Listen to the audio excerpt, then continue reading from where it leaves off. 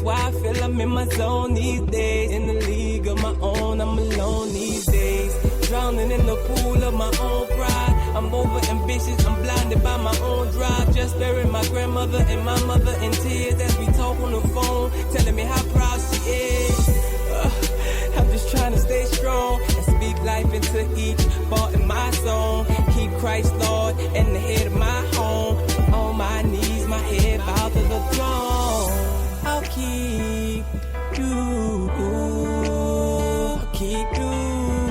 in mind. I'll keep you in mind. Lord, you're my motivation, you're my inspiration, my conversation, my concentration. Keep you in mind. I'll keep you in mind. You're my inspiration in my conversations, built on your foundation. No, I can't get by with you inside. You know that I need you. You push me to see through. I just wanna please you. No, I can't get by with you inside.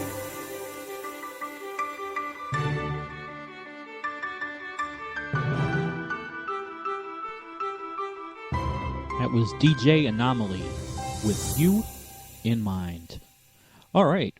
In Christian culture news, Nicolas Cage likely to star in Left Behind Rapture series remake. Academy Award-winning actor Nicolas Cage is reportedly in talks to star in Left Behind, a mainstream remake of the Christian-themed movie trilogy about the end times. The reboot will mark the first film from Stony Lake Entertainment, a new production company led by Paul Lalonde, a Canadian-American film producer and writer and co-founder of Cloud 10 Pictures, Variety.com reported Friday. Left Behind is the first installation of a 16-book series by Tim LaHaye and Jerry Jenkins about the adventures of sinners left on earth after the rapture. The series, first published in 1995 through 2007 by Tyndale House, has sold more than 65 million copies around the world. The series has already been adapted into 3 action thriller films starring Kirk Cameron, who plays the leader of the Tribulation Force against the global community, and its leader, Nikolai Carpathia, the Antichrist. The original series was launched in 2001. Lalonde will produce the action thriller with Michael Walker, co-write the script with John Paitis, who wrote 2005's Left Behind World at War, the entertainment news agency said. Veteran stunt coordinator and second unit director Vic Armstrong is in talks to direct. The plot focuses on a group of survivors during the first few hours after the rapture. The budget of the film is in the $15 million range, and its production is likely to begin in early spring for late next year release. The project was shopped at last year's American Film Market. Variety quoted Lalonde as saying that the distributor, Samuel Goldwyn Films, has given a theatrical guarantee. Lalonde's Cloud 10 Pictures is the company behind the best-selling Apocalypse collection. Lalonde and his brother Peter started up the production company as a means of spreading the gospel message and producing inspirational Christian films that would help to disband the general consensus that Christian films are low quality, the company's website says. Cage has been unpredictable in his choice of films. Film critic Robert Ebert once wrote in an essay, "Great movies," that Cage is daring and fearless in his choice of roles and unafraid to crawl out on a limb, saw it off, and remain suspended in air. No one else can project inner trembling so effectively. He always seems so earnest. However improbable his character, he never winks at the audience. He is committed to the character with every atom and plays him as if he were him. All right, this is good news because the Left Behind movie series starring Kirk Cameron really sucked. Did a terrible job of adapting the film, so much that Tim LaHaye was in legal battles to get the rights taken back from the film company because they'd done such an awful job. The Left Behind World at War, the third in the series, was absolutely unwatchable and atrocious. So hopefully this time they will do justice to the amazing book series. I suggest if you're interested, start reading the book series if you haven't already. It's a great read, an easy read, and very enjoyable. All right, let's go on to our next news story. This is from CBN News. Pornography has been a serious problem for decades, and it's only become worse in the internet age. Addiction has skyrocketed, even among Christian men. You may think pornography is just a problem for the males, but there's an author who lives near Pikes Peak here in Colorado who will tell you these days it's definitely a problem for the females as well. A problem that turned personal for Christian writer and lecturer Shelley Hitz. For years, she secretly battled her own addiction, too ashamed and afraid to confess it. We were in ministry. My husband was in full-time ministry. We were active in our church. You know, I knew better. And so every time I would get beat up and hammered by the enemy and by myself. It started off soft-core, but Shelley likens it to the parable of a frog put in a cool pot of water that slowly boils to death as the heat slowly increases. If Satan would have come to me and said, Shelley, look at this hardcore porn, I would have been like that frog in that pot of boiling water. I would have jumped out. I said, no way. After years of feeling trapped and disgusted, she found the courage to confess to husband CJ. And I said, I need help. I can't stop. I don't know what to do, but I know this is going to destroy me. It could destroy our marriage. And I asked him if I could go to counseling. Then came another surprise. For Shelley, CJ was battling his own years-long porn addiction. I was able to easily show her grace because I felt so dirty myself and realizing the shame and the ugliness of the addiction. But he had never planned to tell his wife. There's no way I can let Shelley know this because she'll just feel hurt. He finally opened up, and they began a steady battle to heal their marriage. They repented, asked forgiveness, and leaned more on God than ever before. This Colorado couple's next steps included filters on computers, carefully guarding their senses, and most important, enlisting accountability partners. Somebody that I knew I could trust, that I knew would show me grace, but would ask me the hard questions. There is healing that comes when you're able to share it with a brother that can pray with you, someone that can even relate to your struggle. After counseling came deliverance.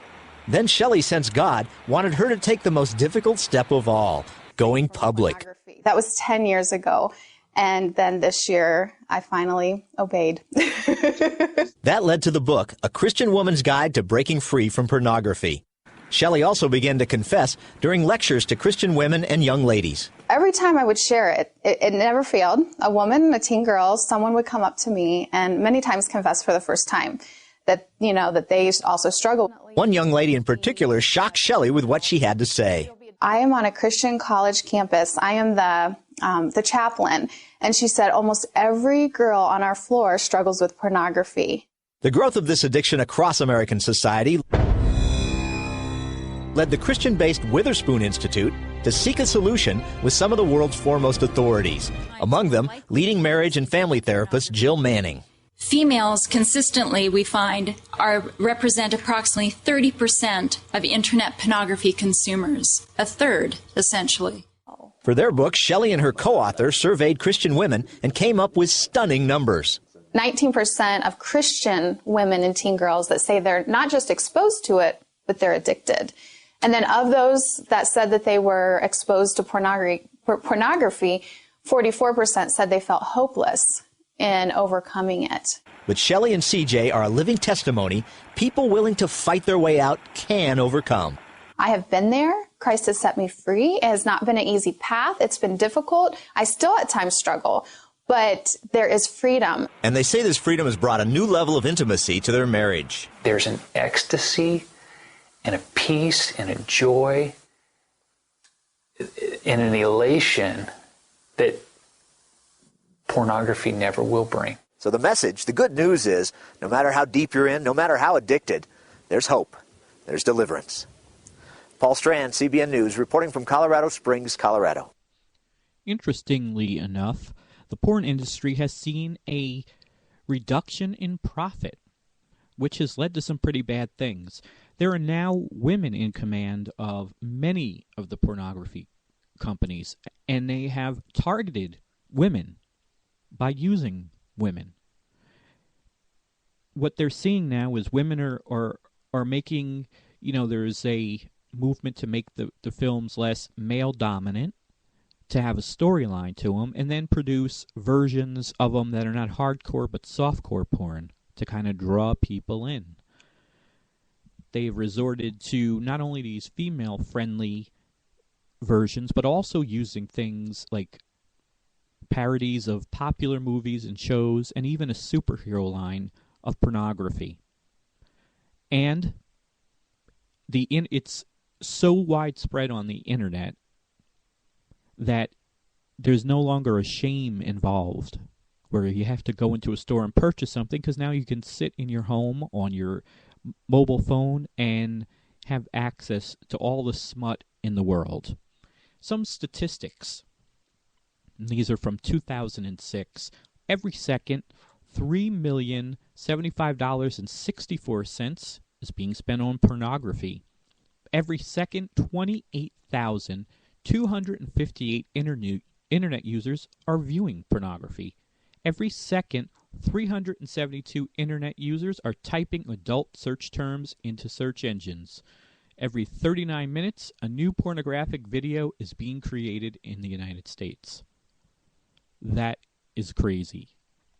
The revenue of pornography video sales in 2006 was $3.62 billion. From internet, $2.84 billion. From cable pay-per-view, in-room, or mobile phone, $2.19 billion. Exotic dance clubs, $2 billion. Novelties, $1.73 billion. And magazines, $0.95 billion. Totaling revenue in 2006 at $13.33 billion. That's a lot of money. Here's some internet pornography statistics. There are 4.2 million, and this is in 2006, 4.2 million pornographic websites, 12% of all total websites. Pornographic pages, 420 million. Daily pornographic search engine requests, 68 million, and that's a quarter of total search engine requests. Daily child pornography requests, 116,000. Sexual solicitation of youth made in chat rooms, 89%. Women in pornography. Women keeping their cyber activities secret, 70%. Women struggling with porn addiction, 17%. Ratio of women to men favoring chat rooms, 2 times. Percentage of adult websites who are women, 1 in every 3 visitors.